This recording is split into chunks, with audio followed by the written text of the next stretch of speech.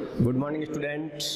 अपन पढ़ रहे थे हैलोजन व्युत्पन्न, हैलोजन डेरिवेटिव, जिसके अंदर अपन ने पढ़ा था हैलो एल्केन व हैलो एरीन का वर्गीकरण, classification of hello alkene and hello arene. तो कल अपन एक आधार लिया था समान हैलोजन परमाणु की संख्या के आधार पर, जो हैलो एल्केन और हैलो एरीन का वर्गीकरण पढ़ा था। आज अपन सेकंड जो टाइप्स है उसके आधार पर इसका वर्गीकरण पढ़ेंगे। CX बंध में कार्बन की प्रकृति के आधार पर वर्गीकरण। CX बंध जो कार्बन हैलोजन जो बंध है उसके अंदर जो कार्बन की प्रकृति क्या है उसके आधार पर हैलोजनों का क्या किया गया, वर्गीकरण किया गया। और इस आधार पर हैलोजनों को कितने भागों में बांटा गया, 3 भागों में बांटा गया। सबसे पहले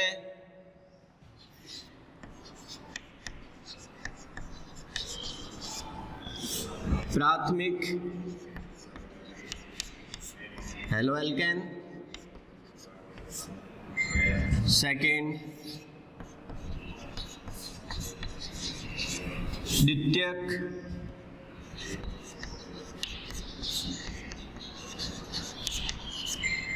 हैलो एल्केन एंड थर्ड तृतीयक हैलो एल्केन। तो इसमें CX बंध में कार्बन की प्रकृति के आधार पर जो हैलो एल्केन है उसको कितने भागों में बांटा गया, 3 भागों में बांटा गया। प्राथमिक हैलो एल्केन, द्वितीयक हैलो एल्केन एंड तृतीयक हैलो एल्केन। अब अपन सबसे पहले लेते हैं प्राथमिक हैलो एल्केन। अब प्राथमिक हैलो एल्केन अपन किसे कहते हैं, तो इसके अंदर देखिए कि जो हैलोजन परमाणु जिस कार्बन से जुड़ा होगा वो कार्बन अन्य एक कार्बन से सिंगल बंध के द्वारा जुड़ा होगा। तो इस प्रकार के जो यौगिक होंगे उसको अपन क्या कहेंगे, प्राथमिक हैलो एल्केन कहते हैं। अब देखिए जैसे फॉर एग्जांपल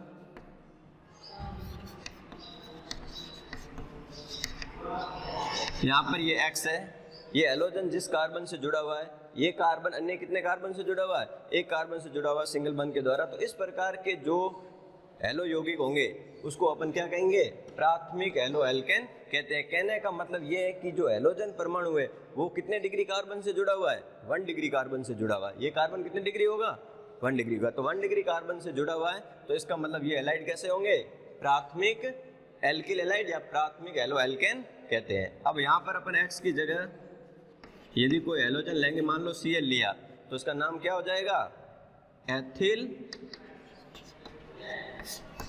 क्लोराइड। तो एथिल क्लोराइड किस प्रकार का हैलाइड है, प्राथमिक हैलाइड है, या उसको अपन क्या कह सकते हैं, ये 1 डिग्री है। सेकंड एग्जांपल और लेते हैं अपन एक,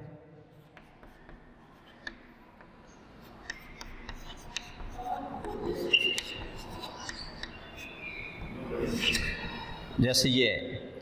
अब इसके अंदर हैलोजन जो है जिस कार्बन से जुड़ा हुआ है वो कार्बन अन्य कितने कार्बन से जुड़ा हुआ है, एक कार्बन से जुड़ा हुआ है। तो कहने का मतलब ये कार्बन कितने डिग्री हुआ, ये कार्बन 1 डिग्री हुआ। तो हैलोजन परमाणु कितने डिग्री कार्बन परमाणु से जुड़ा हुआ है, 1 डिग्री से जुड़ा हुआ। तो ये एल्किल हैलाइड कैसा होगा, प्राथमिक होगा या 1 डिग्री होगा। इसका नाम क्या होगा, नियोपेंटिल क्लोराइड।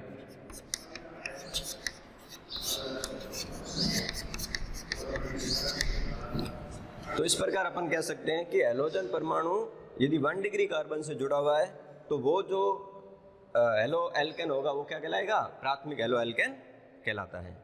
अब अपन नेक्स्ट लेते हैं द्वितीयक हैलो एल्केन।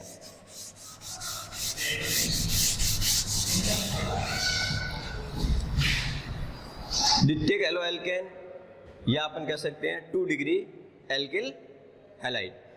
अब इसके अंदर क्या होगा कि हैलोजन परमाणु जिस कार्बन से जुड़ा होगा वो कार्बन अन्य कितने कार्बन से जुड़ा होगा, 2 कार्बन से जुड़ा हुआ। या अपन ये कह सकते हैं कि हैलोजन परमाणु कितने डिग्री कार्बन से जुड़ा होगा, 2 डिग्री कार्बन से जुड़ा हुआ। तो इस प्रकार के जो हैलो यौगिक होंगे वो क्या कहलाएंगे, द्वितीयक हैलो एल्केन या 2 डिग्री एल्किल हैलाइड कहलाते हैं। एग्जाम्पल,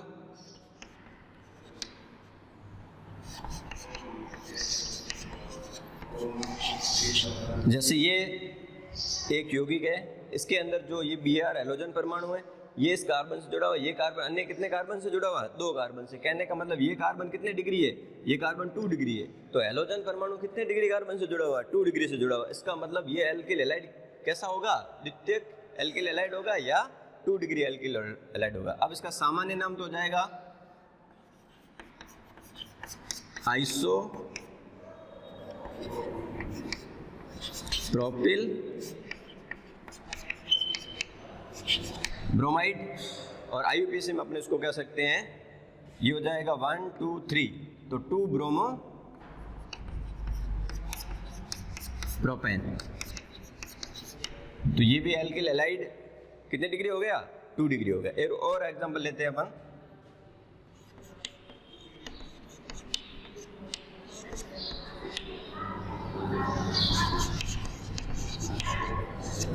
जैसे ये यौगिक है, तो इसका नाम हो जाएगा, ये जो हैलोजन परमाणु इस कार्बन से जुड़ा हुआ है, ये इधर CH3 से इधर CH2 से जुड़ा, मतलब ये जो कार्बन है वो कितने डिग्री हो गया? 2 डिग्री। और ये कार्बन 2 डिग्री है, तो ये एल्किल हैलाइड भी कैसा होगा? द्वितीयक एलो एल्केन, द्वितीयक एल्किल हैलाइड या 2 डिग्री होगा। इसका नाम द्वितीयक ब्यूटिल क्लोराइड, या अपन इसको कह सकते हैं 2 क्लोरो ब्यूटेन। नंबरिंग इधर से करेंगे क्योंकि इधर से हैलोजन परमाणु 2 पर आ रहा है, इधर से 1 2 3 पे आ रहा है, तो यहाँ से 2 पर आ रहा है, इसलिए इसका नाम क्या हो जाएगा? 2 क्लोरो ब्यूटेन। तो ये दोनों एल्किल हैलाइड है, वो कितने डिग्री थे? 2 डिग्री। अब अपन नेक्स्ट लेते हैं,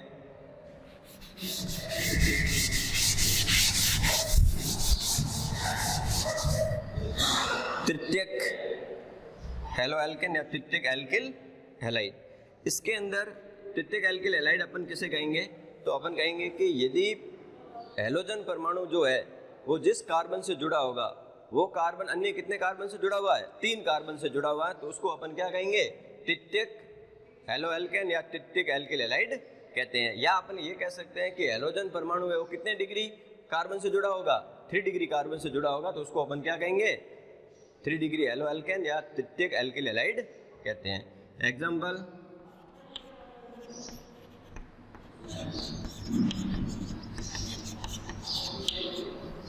जैसे यहाँ पर अपने ले लिया Cl। अब देखिए ये हैलोजन परमाणु जिस कार्बन से जुड़ा हुआ है, वो कार्बन अन्य कितने कार्बन से जुड़ा हुआ है? 3 कार्बन से जुड़ा हुआ है। तो मतलब ये कार्बन जो है वो कितने डिग्री कार्बन होगा? ये 3 डिग्री होगा। और ये एल्किल हैलाइड भी क्या कहलाएगा? तृतीयक एल्किल हैलाइड या 3 डिग्री एल्किल हैलाइड कहलाता है। इसका नाम तृतीयक ब्यूटिल तृतीयक ब्यूटिल क्लोराइड, या इसको ट्रसरी भी लिखते हैं, ट्रसरी ब्यूटिल क्लोराइड। इसका IUPAC नाम, ये लंबी श्रृंखला हो जाएगी, नंबरिंग हो जाएगा 1 2 और 3। अब 1 पे क्लोरो जुड़ा हुआ, 2 पर क्लोरो जुड़ा हुआ, 2 पर मैथिल जुड़ा, अल्फाबेटिक ऑर्डर में पहले कौन आएगा? क्लोरो।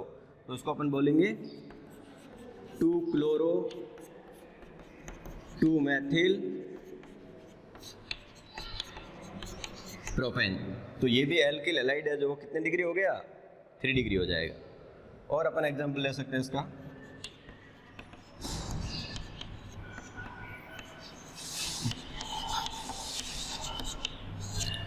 जैसे ये यौगिक है। अब देखिए इसमें हैलोजन परमाणु जिस कार्बन से जुड़ा हुआ है, ये कार्बन अन्य कितने कार्बन जुड़ा हुआ है? 3 से। तो ये कार्बन कितने डिग्री हुआ? 3 डिग्री। और 3 डिग्री से हैलोजन परमाणु जुड़ा हुआ, तो ये एल्किल हैलाइड कितने डिग्री कहलाएगा? 3 डिग्री कहलाएगा, या तृतीयक एल्किल हैलाइड कहलाता है। इसका सामान्य नाम तृतीयक पेंटिल ब्रोमाइड।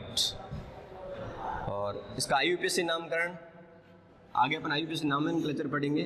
तो ये हो जाएगा 1 2 3 और ये 4। 2 पर ब्रोमो या 2 पर क्या जुड़ा हुआ है? मैथिल। अल्फाबेट ऑर्डर में पहले कौन आएगा? ब्रोमो। तो इसका नाम हो जाएगा 2 ब्रोमो 2 मैथिल ब्यूटेन। ये इसका IUPAC नामकरण हो जाएगा। तो इस प्रकार से CX बंध में कार्बन की प्रकृति के आधार पर जो एलो एल्केन या एल्किल हैलाइड कितने प्रकार के होते हैं? 3 प्रकार के होते हैं, प्राथमिक एल्किल हैलाइड, द्वितीयक एल्किल हैलाइड और तृतीयक एल्किल हैलाइड।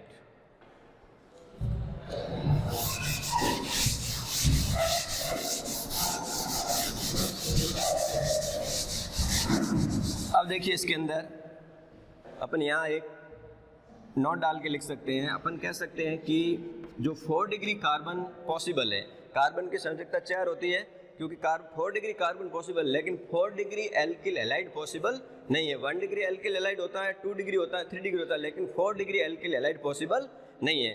क्यों नहीं है? क्योंकि कार्बन की अधिकतम संयोजकता कितनी होती है? 4 होती है और कार्बन के अंदर रिक्त डी कक्षक क्या होते हैं? अनुपस्थित होते हैं। इस कारण से 4 डिग्री एल्किल हैलाइड है वो या चतुष्क एल्किल हैलाइड पॉसिबल नहीं है।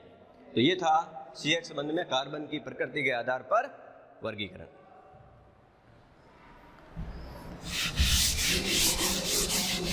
इसके बाद में नेक्स्ट अपन वर्गीकरण का तीसरा जो आधार लेते हैं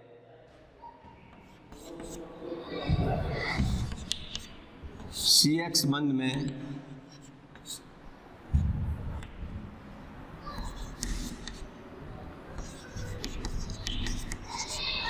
कार्बन के संकरण के आधार पर CH जो एल्किल हैलाइड में जो CH बंध है उसके अंदर कार्बन का संकरण क्या है, हेलोजन परमाणु किस कार्बन से जुड़ा हुआ है, उस संकरण के आधार पर इस हेलो एल्केन यौगिकों को कितने भागों में बांटा गया? 3 भागों में। sp3 संकृत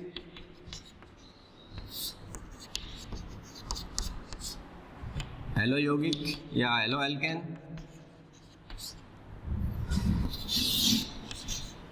sp2 संकृत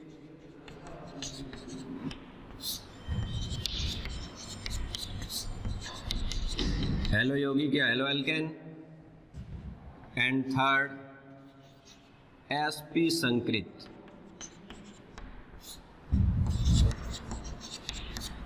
हेलो यौगिक। तो CH बंध में कार्बन के संकरण के आधार पर इसको कितने भागों में बांटा गया? 3 भागों में। तो सबसे पहला आता है sp3 संकृत हेलो यौगिक। sp3 संकृत हेलो यौगिक अपन किसे कहेंगे? तो इसके अंदर देखो sp3 संकृत हेलो यौगिक कौन से होंगे कि इसके अंदर हेलोजन परमाणु जिस कार्बन से जुड़ा होगा वो कार्बन अन्य कार्बन से किस बंध द्वारा जुड़ा होगा? एकल बंध द्वारा या सिंगल बॉन्ड द्वारा जुड़ा होगा। इस प्रकार के जो हेलो एल्केन होंगे वो क्या कहलाएंगे? sp3 संकृत हेलो यौगिक कहलाते हैं। तो इसके अंदर कौन कौन से आते हैं? तो इसमें 3 प्रकार के हेलो यौगिक आते हैं। एक आता है इसके अंदर एल्किल हैलाइड, एक आता है इसके अंदर एलिलिक हैलाइड और एक आता है इसके अंदर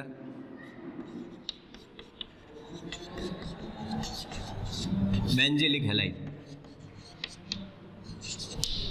ये 3 प्रकार के जो हैलाइड है वो किसके अंतर्गत आएंगे? sp3 संकृत हेलो यौगिक के अंतर्गत आते हैं।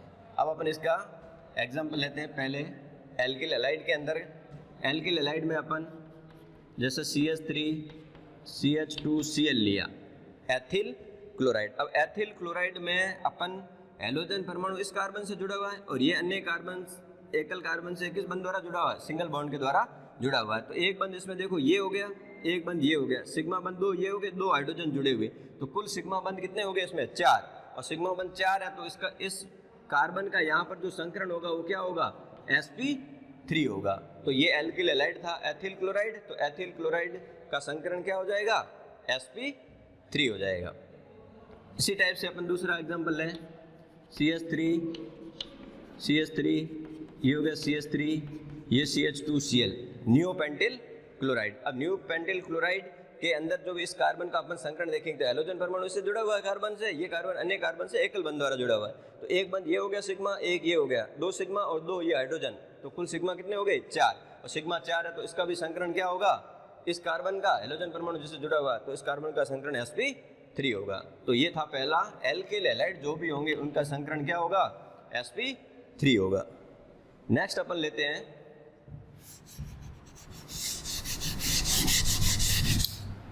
Allylic halide. एलिलिक हैलाइड अपन किसे कहेंगे? तो इसके अंदर देखिए कि हैलोजन परमाणु है, जैसे मान लो ये एक्स हैलोजन परमाणु, ये जिस प्रथम कार्बन से जुड़ा होगा वो किस बंध द्वारा जुड़ा होगा? सिंगल बॉन्ड के द्वारा जुड़ा होगा। ये कार्बन, पहला कार्बन दूसरे कार्बन से सिंगल बॉन्ड के द्वारा जुड़ा होगा और दूसरा कार्बन तीसरे कार्बन के साथ में किस बॉन्ड द्वारा जुड़ा होगा? डबल बॉन्ड द्वारा जुड़ा होगा। अब ये संरचना जो होगी, ये संरचना क्या कहलाएगी? एलिल कहलाएगी। और इससे हैलोजन जुड़ा हुआ तो इससे क्या बन जाएगा? एलिलिक हैलाइड बोलेंगे। अब देखो ये हैलोजन एक्स जो भी है, ये जिस कार्बन से जुड़ा हो तो इस कार्बन का संकरण यहाँ पर क्या होगा? एक बंध ये हो गया सिग्मा, एक बंध ये हो गया सिग्मा, सिग्मा 2 और 2 हाइड्रोजन, तो कुल सिग्मा बंध 4 हुए। तो इस कार्बन का संकरण क्या हो गया? sp3 हो गया। अब ये sp3 संकरित कार्बन पहला था और ये कार्बन दूसरे से जुड़ा हो, तो इस कार्बन का हम संकरण देखें तो इस कार्बन के अंदर एक सिग्मा बंध ये हुआ, एक हाइड्रोजन वाला हो गया 2, और ये डबल बॉन्ड है, तो डबल बॉन्ड में एक सिग्मा और एक क्या होता है? पाई होता है। तो यहाँ पर इस कार्बन के पास कुल सिग्मा बंध कितने हैं? 3 है, और सिग्मा बंध 3 होंगे तो इस कार्बन का यदि अपन संकरण देखें तो यहाँ पर इसका संकरण क्या होगा? sp2 होगा। तो कहने का मतलब एलिलिक हैलाइड किसे कहेंगे? तो अपन कहेंगे कि हैलोजन परमाणु है वो sp3 संकरित कार्बन से जुड़ा होगा और sp3 संकरित कार्बन, अन्य जो कार्बन है वो sp2 संकरित कार्बन से जुड़ा होगा, और ऐसा जो यौगिक होगा वो क्या कहलाएगा?